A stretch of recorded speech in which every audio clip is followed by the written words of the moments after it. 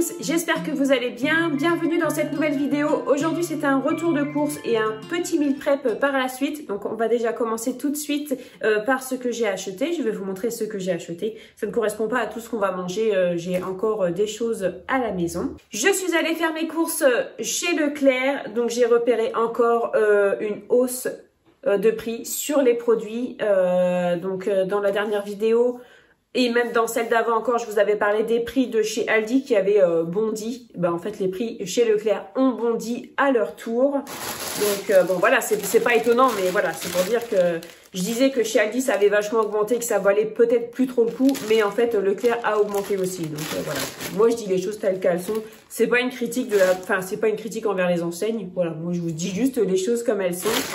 Ça a vachement augmenté. J'ai pris du trio de poivrons. Des pommes de terre sautées comme ça pour me laisser le droit à la flemme le soir.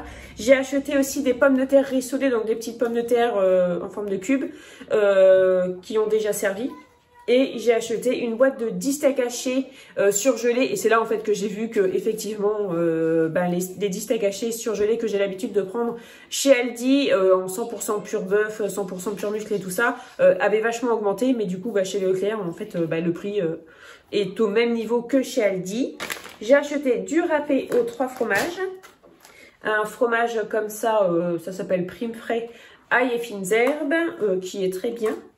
Ça c'est super bon par exemple dans une poêlée de poulet avec des champignons, un petit peu de crème et ça avec des pâtes, c'est excellentissime. Sinon sur du pain c'est très très bien.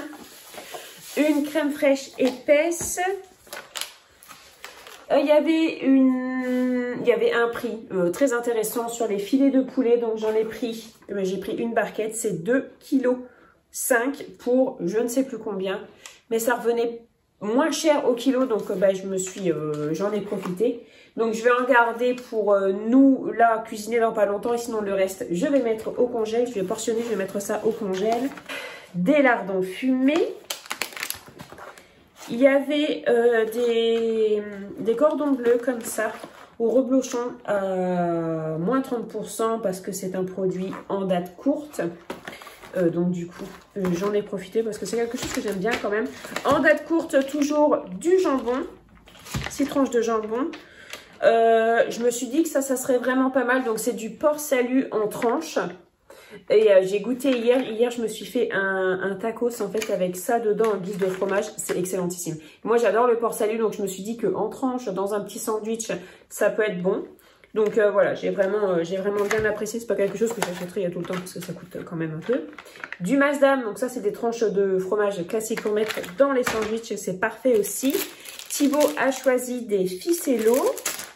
J'ai repris une mayonnaise comme ça, donc c'est la mayonnaise sans moutarde douce. Mayonnaise douce sans moutarde à l'huile de colza, elle est très bonne, celle-ci c'est vraiment ma préférée. J'ai pris une bouteille de Perrier agrumes citron. Une bouteille de 4 huiles végétales. Alors, qu'est-ce que c'est comme huile? C'est pas marqué? Ah, ouais, il y a une étiquette au-dessus. Ah bon. Huile de colza, huile de tournesol, huile de lin et huile de tournesol à haute teneur en acide oléique.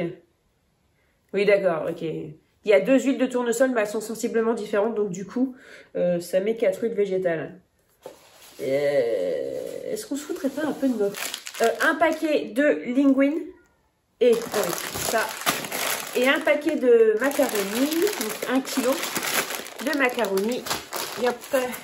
J'ai repris des petites boîtes de maïs. Thibaut le gourmand a choisi du chocolat blanc. Je vous parle beaucoup de Thibaut, c'est parce que Thibaut est venu faire les courses avec moi en fait, tout simplement. Les petits dinosaures comme ça au chocolat au lait, ça on adore tous ça à la maison, ça dépanne bien. Des granolas pour papa qui adore ça. Encore une petite boîte de gâteaux comme ça en dinosaurus.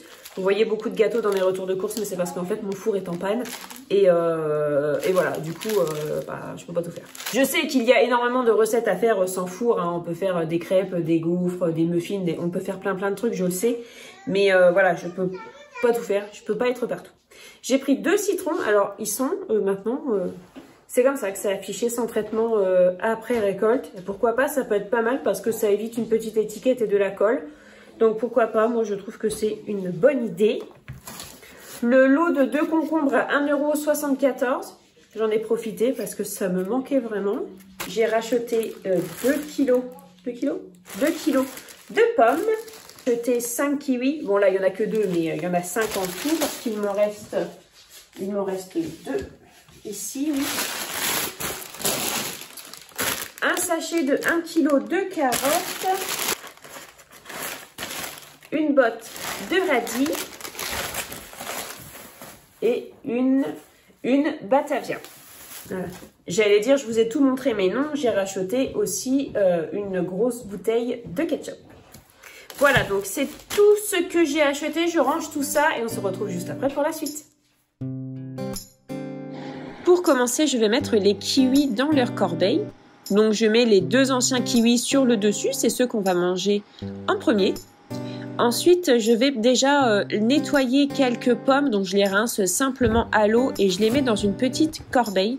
Comme ça, en fait, il n'y a plus qu'à prendre la pomme et à croquer dedans. Et les pommes sont exposées comme les kiwis dans la salle à manger, il n'y a plus qu'à se servir. Les carottes maintenant, c'est très important de ne pas laisser les carottes dans leur sachet parce qu'elles vont vite moisir.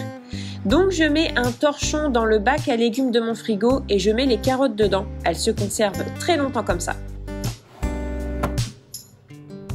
Ensuite, je vais m'occuper de ma petite botte de radis. Donc je vais séparer les radis de leurs fans, c'est très pratique avec ce petit élastique.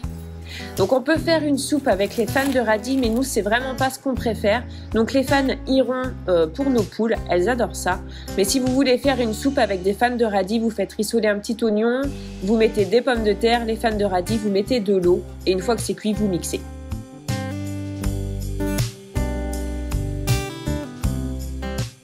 Maintenant, je vais réduire un petit peu plus les fans et je vais retirer les petits morceaux de racines. Comme ça, il n'y aura plus qu'à croquer dans le radis. Donc nous, les radis, on aime manger ça avec un petit peu de beurre, du sel et du pain. Les radis, une fois prêts, je les mets dans une petite boîte et je les mets au frigo.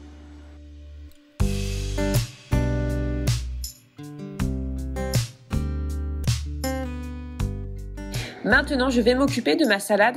Donc, je pourrais très bien ne pas l'éplucher et la laisser comme ça. Par contre, il faut retirer le sac parce que quand on laisse nos fruits et légumes dans les sacs, c'est comme ça qu'ils s'abîment rapidement.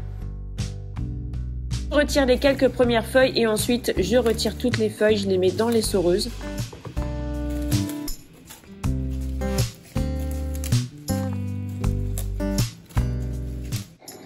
Une fois que j'ai bien nettoyé ma salade, je remets la salade dans les soreuses. Et je fais un essorage, je fais 2 essorages en fait, de façon à retirer le plus d'eau possible.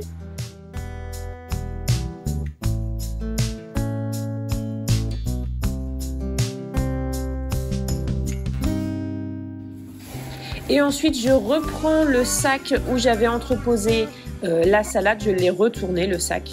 Je mets une feuille d'essuie-tout dans le fond parce que j'en ai, sinon je n'en mettrai pas. Je mets la salade dedans.